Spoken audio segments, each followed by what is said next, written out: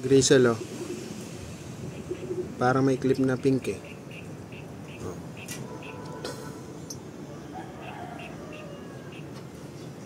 Hindi ko alam kung iyo. Nainitan kasi.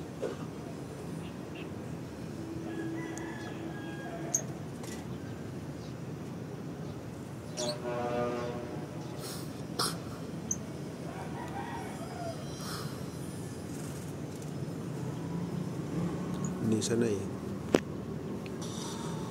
Ganda.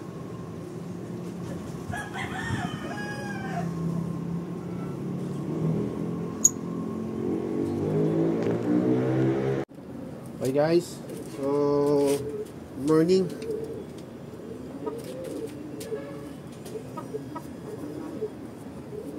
So, habang nagpapatuka tayo, tsaka nagparonda rin kasi may pumasok sa loob. Siguro sobrang init eh. Meron pa nga ako isa lumilipad oh. May ilang sa bubong. Pero ito parang lock niya. Tapos nauhaw siya.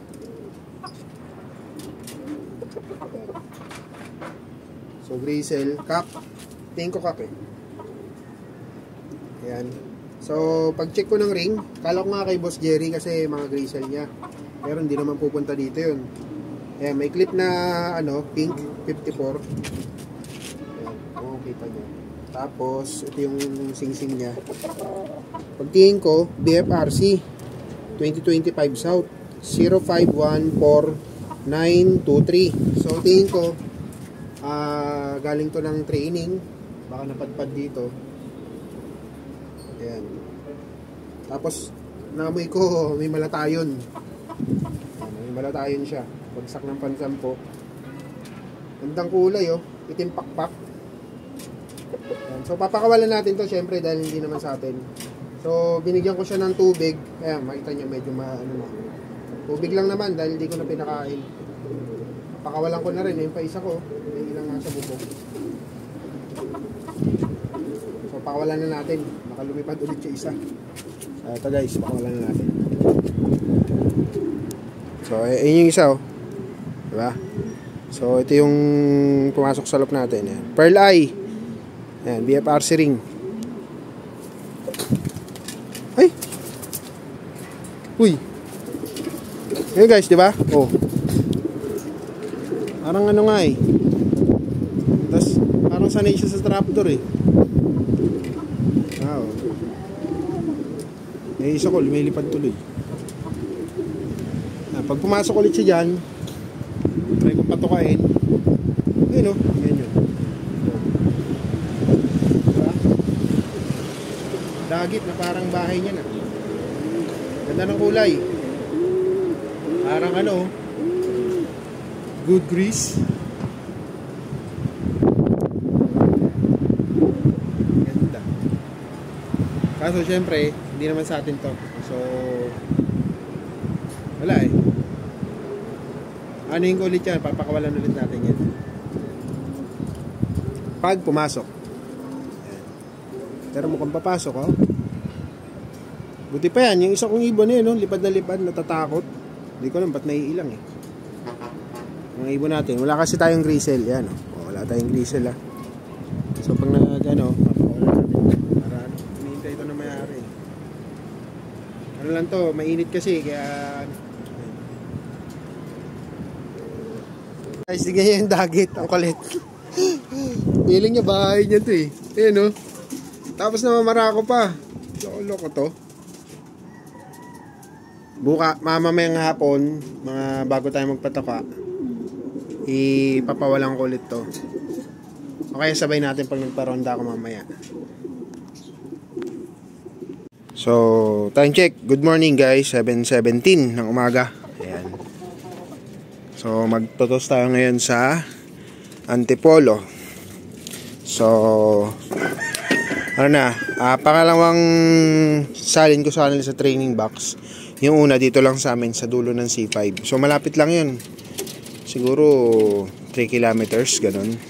Para lang masanay sila dito. So, ngayon, Antipolo naman natin sila. Hindi ko alam kung ilang kilometers yun eh. Kung nasa 18 15 or ganon. So, habang sineset up natin yung lagayan, so lagay muna natin to dito sa loob. Ayan. Kasi para maano sila, kasi magugulat yan eh. Pansinin nyo sila.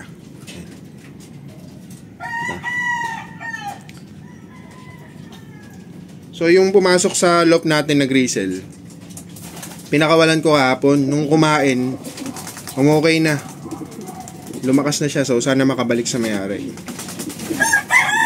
Training lang yun, baka sa training na palayo. Kasi naka BFRC SDR siya. Ay mga ibabasket natin. Let's go. So dito natin siya ipapatong. Yan. Tapos gumawa tayo ng pinaka ano niya, patungan. Yan. So binarnisan natin. Ganyan setup niya. Yan, para safe yung ano natin. Oops, sumikip dahil nabarnisan. Lang yan. Yan. Sumikip ng nabarnisan. So ganyan siya yung forma niya, diba? So tsaka ipapatong dito yung training box. Yan. May kalang siya sa dito. Yan. Tapos magamitan natin ng tornilyo yan. Pala yung gamit natin na tornilyo. Yan. So stainless. Yan. Sobra to dun sa ano eh, sa top box ko. Yan. Saka tugin tayo nut. Hindi to stainless eh. Kasi nakaraan meron na ako dito para dito. Nakaano yan dito. Ayan, butas na yan.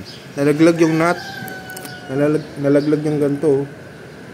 Tinesting ko siya, yung nagbitaw ako sa dulo dito sa amin, malapit lang. Nalaglag. So sana hindi malaglag. Tsaka mas in-improve natin to kasi turo din ni Manager, lagyan ko rin ng ganito. Nakaraan kasi dito lang to sa gitna, tatlo. Ngayon nilagyan ko dito, tapos nilagyan ko yung parang dito sa puwetan. So pakita ko sa inyo pag na-setup na mamaya. So ito na, set na tayo.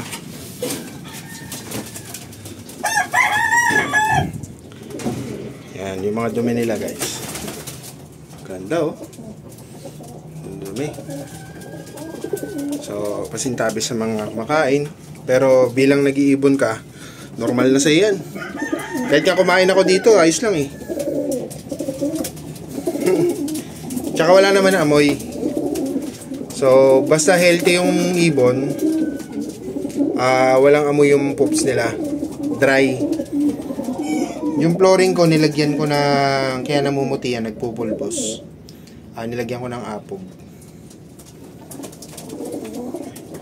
Ayan. Tip natin, oh. Related to sa, Tacloban finisher ng, Team Mansi. So, thank you kay Pare Michael. Binigay niya ako ng itlog. Dalawa yung binigay niya na itlog. Kasi umirit ako kasi gusto ko, favorite ko yung ganyang kulay. Isa lang napisa. Tapos ito, parang bansot-bansot talaga siya kasi nakailang salin ako nung inakay na siya. Dahil yung unang nanay niya na sitter ko, nagloko, walang gatas.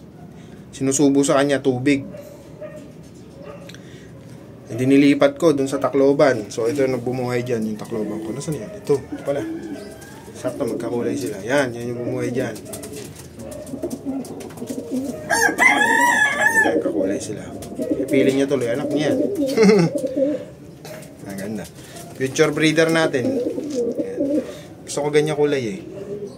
Pwede natin cross sa Reiso. Pwede yan.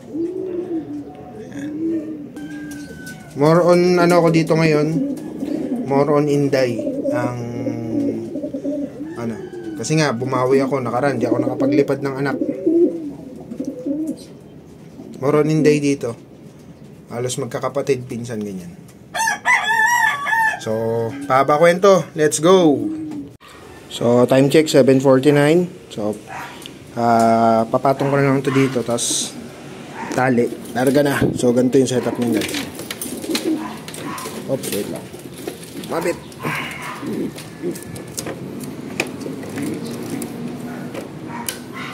Ayan. So, isa lang natin.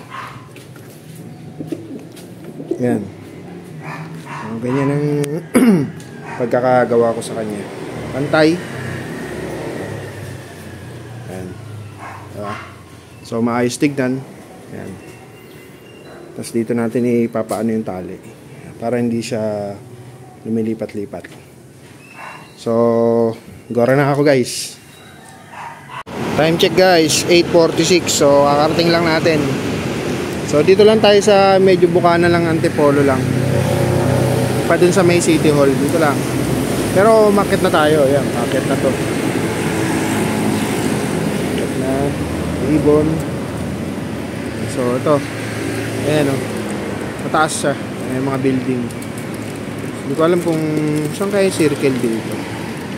Hindi kita no. Dito yata part dito. So yan, magandang ano na rin to, marking. So, baka linggo, magsabay kami ni Pare Michael, Pililya. Pakawalan na natin. Malaglag.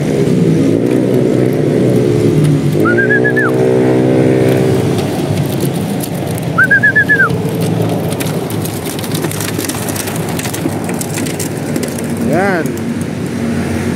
Ha? Ganda.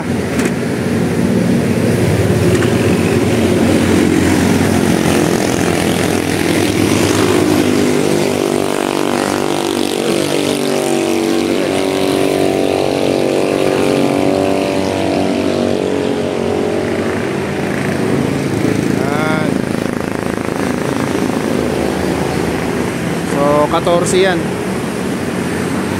Huwag may kakalas, makakauwi sila lahat. Ganda dito, guys, oh. Dati kasi si boss dito rin nagtotos, tapos nung ako, tinry ko rin dito, ang ganda. Ayan. Pero yung pag-track, dun pa mismo medyo malayo pa ng konti lang. Mga 10 minutes pa. Pero ako dito na, okay din. Wala na sila. So, check natin pag-uwi. Kalabate? Anong oras yung dumating? 9:11 nga. Anong oras ba? Magte-10 na. Nakarating lang natin, guys. Siya mga pinagabang natin. Kasi minsan, may tubig dito sa ilalim ng loop. Tayo. Buta na lang. Hindi na mama. Oh. Dito na sila. Kompleto kaya? 14. Ayun pa isa. Yung brown. May ilang puwasok yun eh.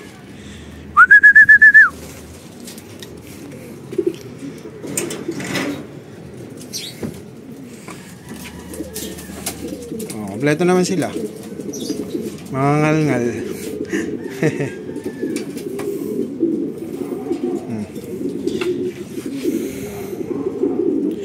So, maraming salamat sa panonood, guys. Next vlog ulit natin. Puro toast tayo ngayon. So, nakaraan, di tayo nakakapag-upload.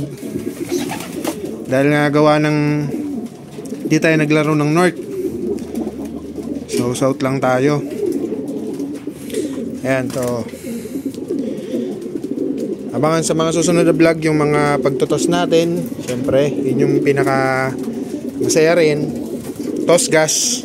Gastos. Ayan.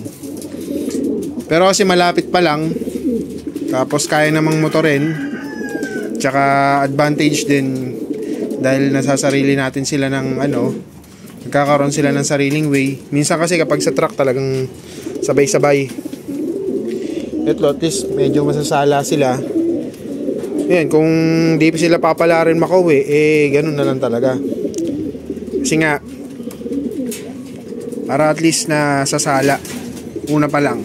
So ngayon, kompleto naman. 14. Ayun lang yung isa, oh. Ano yan, ilang pumasok sa loob, eh.